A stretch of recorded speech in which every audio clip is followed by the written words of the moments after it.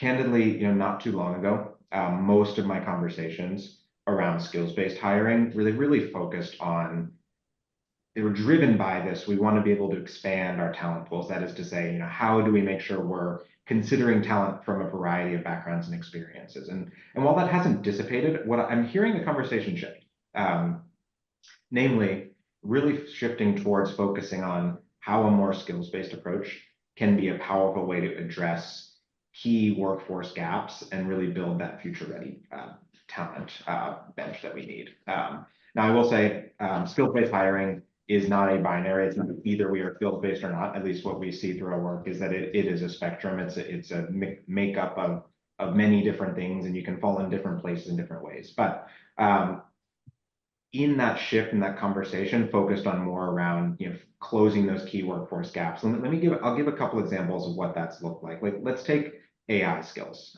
AI talent for a moment. So I've spoken with numerous TA leaders who've shared, frankly, that based on their organization's analyses, that there simply isn't a large enough volume of talent currently with the AI skills that they anticipate that their organization might need in 3 years' time, in 5 years' time. And as such, frankly, they're deeply analyzing questions like what adjacent skills, combined with targeted upskilling and efforts, but what adjacent skills they might tap into, what pools they might look at that would enable them to fill those key talent gaps. And of course, this could apply to any number of key talent gaps, whether it's advanced AI talent, could be accountants, it could be key roles in the skilled trades, any number of others. No reason that this is in a particular place or other. And I'll readily acknowledge when we talk about skills-based hiring, this hasn't always been easy for companies. I would say more leaders than not that I talk about that they've struggled to show results if they've made big investments into identifying a big skills taxonomy, frankly, because of either inconsistent skills definitions or challenges integrating a complex skills framework into their workflows. So they've invested sometimes years into building comprehensive skill taxonomies that sometimes turn out to be a bit unwieldy, or that even if they do get up and running, they end up outdated pretty quickly as the skills needed by the business evolve and change. But there is some good news in this space. At least what we're starting to see some real success stories. Some early adopters skills taxonomies are already seeing some pretty tangible and important measurable benefits. Things like reducing their reliance on external hiring, improving alignment between roles and talent, boosting productivity, and then also we've seen some early signs of increasing retention among top performers that organizations want to keep at the organization.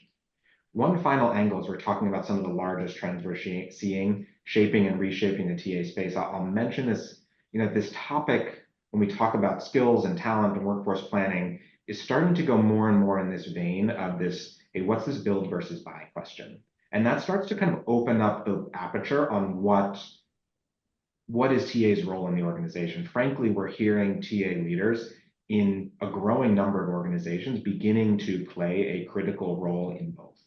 On the one hand, identifying external talent to fill critical needs, kind of the more traditional acquisition side of things. But then on the other, working internally to reskill, be a part of the conversations on reskilling, growing talent within their organizations that really hinge on having an understanding of the skills of your talent pools externally, but also your internal talent pools and where the organization needs to go. So that's where this kind of workforce planning fits in. So interestingly, a rising number of organizations we're seeing beginning to really blur the lines structurally that have traditionally separated talent acquisition as a function from some of our counterparts, such as L&D, talent management, or internal mobility. So it's really a fascinating and, in my view, really an encouraging shift. There's this kind of structural evolution in the role of TA that is playing in the organization that really reflects the adaptability and creativity we're seeing in response to some of the biggest challenges.